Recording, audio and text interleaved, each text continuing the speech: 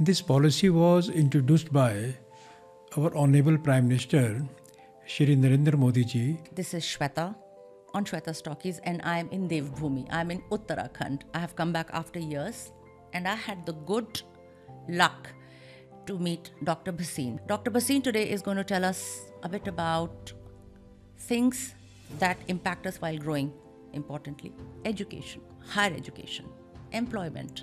What are you missing? What can you do? NEP is a national education policy. आज ये वार्तालाप doctor Bhasin के साथ करूंगी मैं. Doctor Bhasin, thank you for being on Shweta Stockies. This is in basically two parts. Number one part is schooly shiksha, school education, and the other part is the higher education, uch shiksha. Professional training is also there, and this is a game changer. आप ये जो policy है terrain से काफ़ी प्रभावित होती है. There is Garhwali, Jaunsari, Kumaon, जड़, रोंगो. इसको असिमिलेट करके, वैदिक रूट्स को एसिमिलेट करके, पुराने गुरुकुल से सीख के न्यू एजुकेशन को पैकेज करके हमारे उत्तराखंडी यूथ को देने के लिए प्रॉब्लम्स क्या थी और विन्स क्या हुए. तो पहले एजुकेशन पॉलिसी में जो था वो 10+2 का एक फॉर्मूला था, जिसमें क्लास 1 से आगे हम चलते थे. लेकिन अब इसमें क्या कर दिया गया कि वो 10+2 जो फार्मूला था उसको कन्वर्ट कर दिया गया है 5+3+3+4. So in early 5 years 3 years would go for this foundation, जहाँ बच्चा बाल वाटिका में खेलेगा, आंगनबाड़ी में खेलेगा. जो उसकी नेचुरल उसके इंस्टिंक्ट्स हैं वो सामने आएंगी, और ऐसा मातृभाषा में ही होगा. क्लास 1 में जब हम आएंगे तो अपने आप में बच्चा जो है वो 6 वर्ष का लगभग हो रहा होगा. अब यहाँ से विकसित मस्तिष्क संग जो है हम उसको बढ़ाएंगे. अभी जो स्थानीय भाषा की बात आपने करी, हेरिटेज की बात की, तो मैं इसके पहलू पर यूँ बात करना चाहूँगा कि राष्ट्रीय शिक्षा नीति में कहा गया है कि मातृभाषा को प्राथमिकता दी जाए, खासतौर पर स्कूली शिक्षा के अंदर और उच्च शिक्षा के अंदर भी. तो इस शिक्षा नीति का एक बड़ा महत्वपूर्ण पहलू ये है कि इसमें हमारी जो भारतीय ज्ञान परंपरा है, हम इससे बात को शुरू करते हैं. हमारे बच्चों को, हमारे छात्रों को, हमारे युवकों को जो हमारी विरासत है उसकी जानकारी होनी चाहिए. हमारा जो भारतीय ज्ञान परंपरा है उसके बारे में उसको ज्ञान होना चाहिए. लेकिन यहाँ मैं एक बात और कहना चाहूँगा. कुछ लोग कहते हैं कि साहब विरासत की बात करते हैं, प्राचीन समय की बात करते हैं. तो मोदी जी जो हमारे माननीय प्रधानमंत्री हैं वो कहते हैं विरासत भी और विकास भी. हम चंद्रमा को मामा भी मानेंगे, लेकिन हम चंद्रयान भी ले जाएंगे.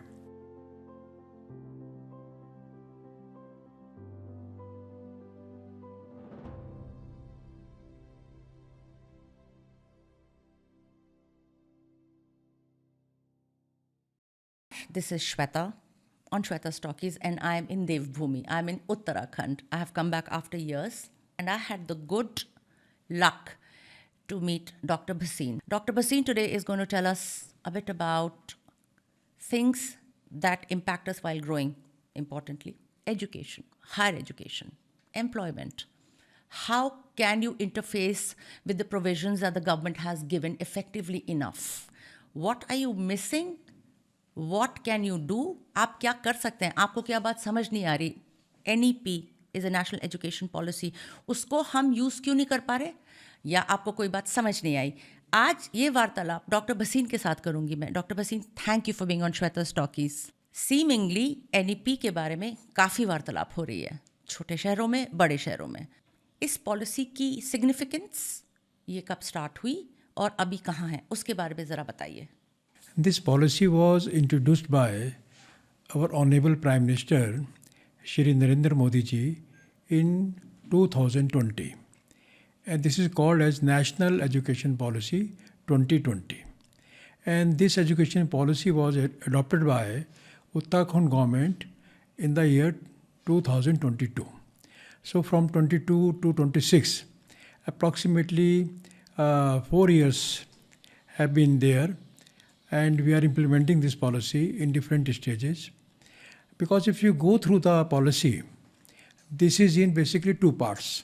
Number one part is schooly shiksha, school education, and the other part is the higher education, uch shiksha. Apart from this school education and higher education, research part is also there. Professional training is also there. If you see that the earlier policy was introduced in 1992, thereafter there were certain amendments, but now the new policy, after long deliberation, PM has come with this policy, and this is a game changer. So in Uttarakhand, we are implementing this policy at a school level, at higher education level, in technical education. So this process is going on. एक तो आपको मेरे को Hindi teach करनी पड़ेगी, आपकी बहुत ही अच्छी स्पष्ट हिंदी है और बहुत ही बढ़िया इंग्लिश भी है, तो अब मैं आपके सामने सिंगुलर लैंग्वेज की हो गई हूँ. On the conversation of language, आप ये जो पॉलिसी है टेरेन से काफ़ी प्रभावित होती है, यहाँ नहीं वहाँ नहीं ऊपर नीचे all of those.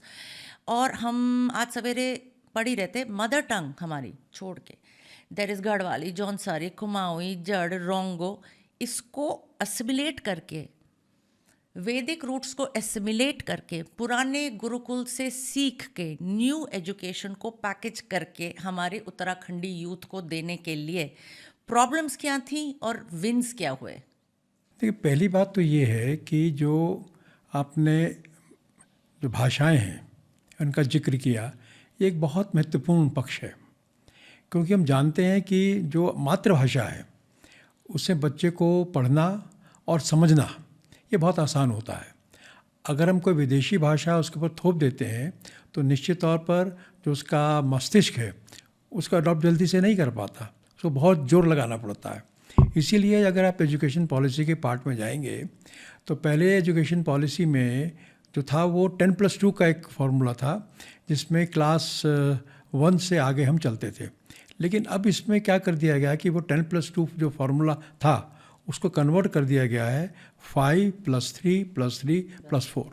So in early 5 years, 3 years would go for the this foundation, जहाँ बच्चा बाल वाटिका में खेलेगा, आंगनबाड़ी में खेलेगा, जो उसकी नेचुरल उसके इंस्टिंक्ट्स हैं वो सामने आएंगी, और ऐसा मातृभाषा में ही होगा. क्लास 1 में जब हम आएंगे तो अपने आप में बच्चा जो है वो 6 वर्ष का लगभग हो रहा होगा. तो क्लास 1 में जब हम आते हैं बच्चों को लेकर के, तो 6 साल तक बच्चे का जो एक अंतर्राष्ट्रीय अध्ययन भी है, उसका जो मस्तिष्क है उसका विकास हो चुका होता है.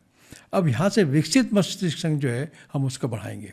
अभी जो स्थानीय भाषा की बात आपने करी, हेरिटेज की बात की, तो मैं इसके पहलू पर यूँ बात करना चाहूँगा कि राष्ट्रीय शिक्षा नीति में कहा गया है कि मातृभाषा को प्राथमिकता दी जाए, खासतौर पर स्कूली शिक्षा के अंदर और उच्च शिक्षा के अंदर भी, क्योंकि हम ये मानते हैं कि केवल अंग्रेजी से ही काम नहीं चलता. हमने विश्व के अन्य देशों का उदाहरण भी अगर हम देखें तो अंग्रेजी आधारित नहीं है, उन्होंने अपने देशों की भाषाओं का प्रयोग किया है. तो वही बात हमारी ये राष्ट्रीय शिक्षा नीति कहती है, एक बात. और जहाँ तक आपका ये अपनी हेरिटेज का इशू है, तो इस शिक्षा नीति का एक बड़ा महत्वपूर्ण पहलू ये है कि इसमें हमारी जो भारतीय ज्ञान परंपरा है, हम इससे बात को शुरू करते हैं. हमारे बच्चों को, हमारे छात्रों को, हमारे युवकों को जो हमारी विरासत है उसकी जानकारी होनी चाहिए. हमारा जो भारतीय ज्ञान परंपरा है उसके बारे में उसको ज्ञान होना चाहिए, क्योंकि जब तक मुझे अपना इतिहास नहीं पता होगा, जब तक मुझे ये पता नहीं होगा कि मेरे पूर्वज कितने महान थे, तो निश्चित तौर पर मेरे अंदर जो है वैसी ऊर्जा पैदा नहीं होती. तो हमारा सौभाग्य है कि भारत में हमारी अपनी प्राचीन परंपराएं हैं. एक समय था कि हम विश्व गुरु भी थे, तो अब हम उस विरासत को लेकर के आगे चलेंगे, एक बात. लेकिन यहाँ मैं एक बात और कहना चाहूँगा. कुछ लोग कहते हैं कि साहब विरासत की बात करते हैं, प्राचीन समय की बात करते हैं, तो मोदी जी जो हमारे माननीय प्रधानमंत्री हैं वो कहते हैं विरासत भी और विकास भी. हम चंद्रमा को मामा भी मानेंगे, हम चंद्रमा के जल भी देंगे, लेकिन हम चंद्रयान भी ले जाएंगे. तो जो विरासत भी है हम उसको भी देखेंगे, लेकिन जो आधुनिकतम तकनीक है, जो आधुनिकतम विज्ञान है, हम उससे भी कहीं किसी पिछड़ा नहीं रहेंगे. सर, ऑनेस्टली स्पीकिंग, मैं 15 दिन में हूँ उत्तराखंड में, 15 दिन से हूँ. हम लोग शूट में ही दम टूट गया हमारा. विकास and last mile execution for schools, पाठशालाओं के लिए जो आप लोगों को प्रॉब्लम्स होती हैं, I want to know about it. मैं जानना चाहती हूँ कि लास्ट माइल प्रॉब्लम क्या होती है. एक तो टेरेन्स अलग हैं, छोटी छोटी भाषाएं भी अलग हैं. बड़े प्राउड है उत्तराखंडी अपने अपनी जगहों को लेके, इधर उधर टिक टिक भी हो जाती है थोड़ी बहुत, वो भी चलता है. लेकिन हमको ये तो समझ आ रहा है कि ग्राउंड पे उनको क्या प्रॉब्लम है. फॉर एग्जांपल वाईफाई ठीक से हर जगह काम नहीं करता, तो हम डिजिटल फर्स्ट कैसे होंगे? दूसरी चीज़, थोड़ा राम राम से भैया, ग्रोथ के लिए अग्रेशन भी चाहिए, और पहाड़ी लोग थोड़े चिल होते हैं हमारे उड़ीसा के लोग की तरह. उसमें वो पैदा करना, इट्स अ टफ थिंग. वो बचपन से पैदा करना होता है, विच आई थिंक वो that kind of little bit of aggression is required for velocity आगे जाने के लिए. वो जो मुश्किलें होती हैं, मुझे मुश्किलों के बारे में बताइए. From the government must also be struggling. What are those struggles? देखिए, जो सबसे महत्वपूर्ण बात क्या है कि जो हमारी एक जोग्राफिकल स्थितियां हैं, भौगोलिक परिस्थितियां, वो बहुत अपने आप बीहड़ हैं. हमारे दो स्थानों पर पर्वतीय अंचल हैं, छोटे छोटे गांव हैं, और गांवों के बीच में भी काफ़ी दूरियां हैं. तो जो विषम भौगोलिक परिस्थिति है वो हमारे लिए एक बहुत बड़ी चुनौती है, क्योंकि हर स्थान पर हम चाहते हैं शिक्षा हो, हर स्थान पर उच्च शिक्षा हो. लेकिन जिस प्रकार की भौगोलिक स्थितियाँ उत्तराखंड की हैं, तो मैदानी क्षेत्रों से अगर हम तुलना करेंगे तो उनमें बहुत अंतर. तो एक बड़ी चुनौती हमारे सामने की है. अभी आपने एक जिक्र किया कनेक्टिविटी का, बिल्कुल सही बात है. आज हर एक बच्चे के हाथ में स्मार्टफोन है, लेकिन अगर हम बहुत आगे बढ़ते हैं तो कहीं ना कहीं पर दिक्कत किसकी आ रही है? कनेक्टिविटी की आ रही है. तो वो भी हमारे सामने एक चुनौती है. एक तीसरा पक्ष ये है कि हमको जो एजुकेशन पहुंचानी है, तो हम किस प्रकार से जो हमारे स्कूल हैं, क्योंकि प्राथमिक शिक्षा से बात करेंगे तो जो हमारे स्कूल हैं कहाँ कहाँ पर स्थापित हों और बच्चा उनमें जाए. क्योंकि कई बार क्या होता है कि अगर स्कूल खुल भी गया तो बच्चे उसमें नहीं जाते. तो एक जो उनके अंदर एक भाव पैदा होना चाहिए कि बच्चा स्कूल जाना चाहिए, तो वो भी अपने आप में बहुत महत्वपूर्ण है. लेकिन मुझे कहते हुए अच्छा लग रहा है कि जो उत्तराखंड का जो आम जनमानस है, उसके मन में एक बात तो बैठ गई है कि हमें अपने बच्चों को पढ़ाना है. और यही वजह है कि आज जो हमारे उत्तराखंड का साक्षरता की दर है वो देश के प्रथम पंक्ति के राज्यों में से एक है. एक बात. दूसरा क्या है कि जो हमारा युवक है वो भी अपने आप में नए जमाने से जुड़ गया है. अगर आप दूर स्थानों पर भी जाएंगे, चाहे हमारी लड़कियां हों चाहे हमारे लड़के हों, सबके हाथ में अभी स्मार्टफोन देखेंगे.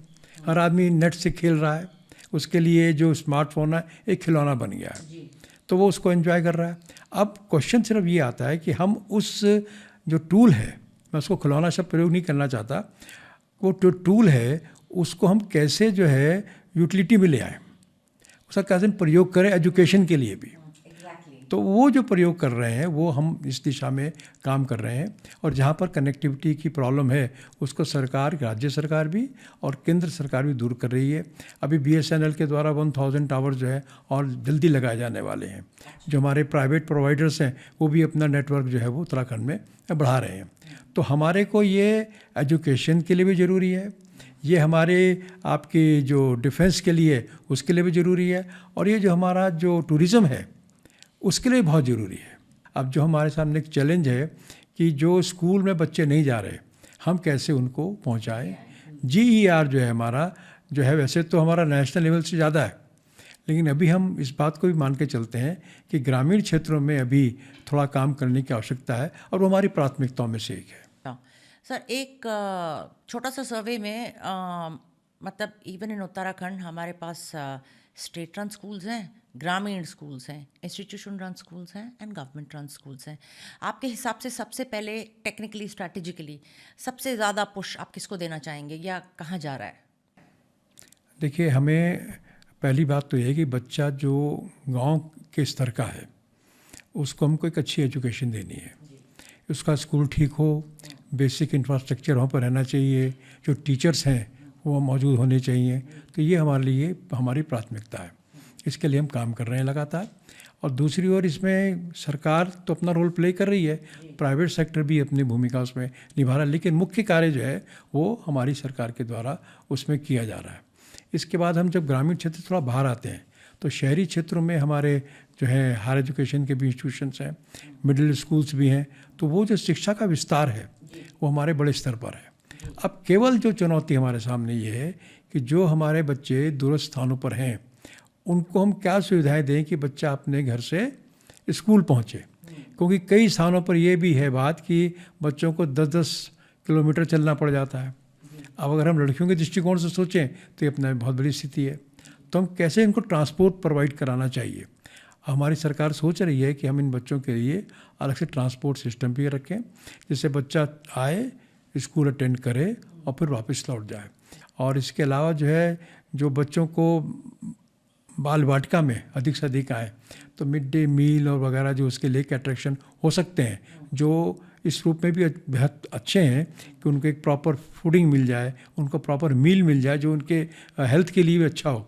तो उस दिशा में भी हमारी सरकार लगातार काम कर रही है, और जो बच्चे अच्छा काम कर रहे हैं उनको प्रोत्साहित करने के लिए भी हम लोग लगातार कोशिश में लगे हैं। बहुत अच्छा लगा। अब I want to move on to most important thing, adult education. Uttarakhand में youth education is pretty high.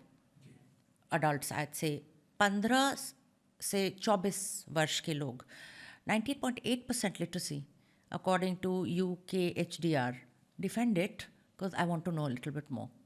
सबसे इम्पॉर्टेंट बात क्या है कि हमारे यहाँ जो एक बड़ी प्रॉब्लम रही है वो है आपके एंटरप्रेन्योरशिप की। वो कहीं ना कहीं पर हमारे प्रदेश में एंटरप्रेन्योरशिप का जो माइंडसेट बनना चाहिए था वो शुरू के दिनों में नहीं बना। हमारे यहाँ क्या रहा है कि हम सरकारी नौकरी में जाएंगे, और आर्मी सबसे हमारे लिए एक अच्छा क्षेत्र था। इसके अलावा और प्राइवेट सेक्टर में लोग नहीं जाना चाहते, वो सब के सब चाहते हैं सरकारी नौकरी मिले। मैं जब गढ़वाल मंडल विकास निगम का चेयरमैन था तो वहाँ पर लोग नौकरी के लिए आते थे, तो मैं उनसे कहता था कि आप मेरी जो मिनरल वाटर है भागीरथी, इसकी एजेंसी ले लीजिए, आप अपना काम शुरू करिए ना, आप नौकरी क्यों करते हैं। लेकिन आप हैरान होंगे कि बात है करीब 25 साल पुराने, एक भी लड़का मेरे पास नहीं आया जिससे मुझसे कहो कि सर मुझे आप एजेंसी दे दीजिए। लेकिन अब दृश्य बदल रहा है। अब सरकार के प्रयासों से, एजुकेशन के बढ़ने के साथ, और साथ ही जो हमारी जो इंफॉर्मेशन का फ्लो बहुत तेज़ी से हो रहा है, अब एक नई फीलिंग ज़रूर आ रही है कि हमको सेल्फ एम्प्लॉयमेंट की ओर जाना चाहिए।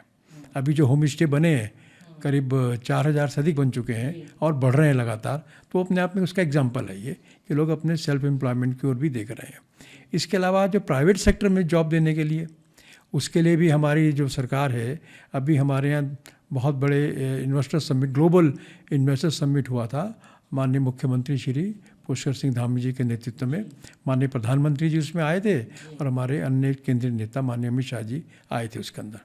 और उसमें करीब 3.5 लाख करोड़ रुपए के MOU साइन हुए।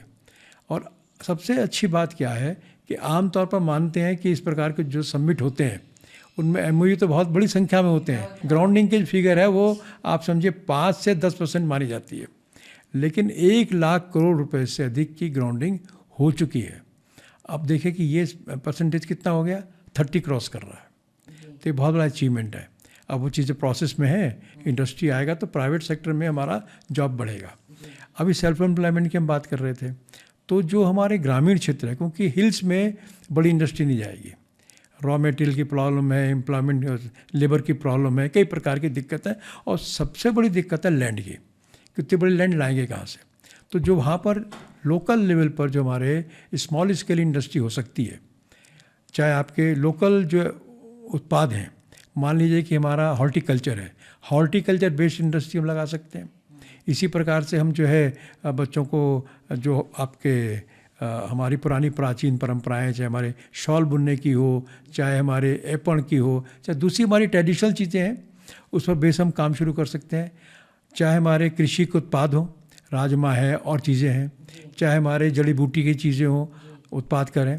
अब इन चीज़ों को लेकर के सरकार लगातार काम कर रही है, और एक सरकार ने बड़ा महत्वपूर्ण पार्ट ये लिया है कि किसान बना तो देता है, कर भी लेगा, लेकिन मार्केट कहाँ से आएगा। समस्या बेचने की है, तो मार्केटिंग को लेकर के भी हमारी सरकार उसमें लगी हुई है। और एक हाउस ऑफ हिमालयाज़ करके जो है हमारा जो एक ब्रांड तैयार हुआ है, उसमें सब बातों को हमने जोड़ा है। तो ये एक आपका सेल्फ एम्प्लॉयमेंट भी है और प्राइवेट सेक्टर में एम्प्लॉयमेंट भी है, तो हम तीनों चीज़ों को डील कर रहे हैं। अल्टीमेटली जो अनएम्प्लॉयमेंट का चैलेंज है पूरी दुनिया के आगे, भारत के आगे, उसमें हम ये देखेंगे कि गवर्नमेंट जॉब से काम नहीं बनेगा, तो हमें जाना पड़ेगा सेल्फ एम्प्लॉयमेंट में, हमको जाना पड़ेगा प्राइवेट सेक्टर में। हमारे जो केंद्रीय शिक्षा मंत्री हैं धर्मेंद्र प्रधान जी, उनका स्टेटमेंट अभी एक नेशनल उसमें सेमिनार में आया था। उन्होंने कहा कि देश के अंदर जॉब की कमी नहीं है, बहुत जॉब है, लेकिन हमारे स्किल्ड लोगों की कमी है। And there is a big gap between opportunities and skilled hands. तो अब हम एजुकेशन सिस्टम के माध्यम से उस स्किल वाला पार्ट है उसको एड्रेस कर रहे हैं। ये मोदी जी की एनईपी का एक बहुत इंपॉर्टेंट डायमेंशन है और उसी पर हमारी सरकार मुख्य तौर पर इसमें लगी भी हुई है। सर, हाउस ऑफ हिमालयस जो आपने बोला, इज इट अ स्कीम और is it an offering? It is a brand basically. It is a brand of Uttarakhand government, and we provide platform to the private entrepreneurs, producers to come with their product. उनका level अच्छा होना चाहिए, जो उनके आपके मानक हैं पूरे होने चाहिए। तो we are providing the marketing from that brand.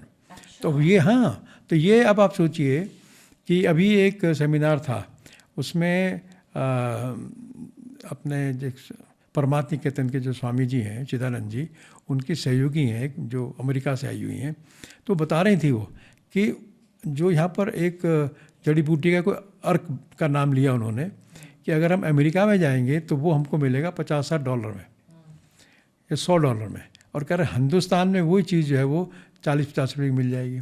कितना बड़ा गैप है। तो केवल हमको क्या करना है, ब्रांडिंग करके उसको प्रॉपर प्लेटफॉर्म पे लाके बेचना है, उसकी मार्केटिंग करनी है। तो हाउस ऑफ हिमालय जो है वो इस काम में एक मदद कर रहा है और इसको हमारे प्रधानमंत्री जी ने भी बहुत इसको अप्रिशिएट किया है।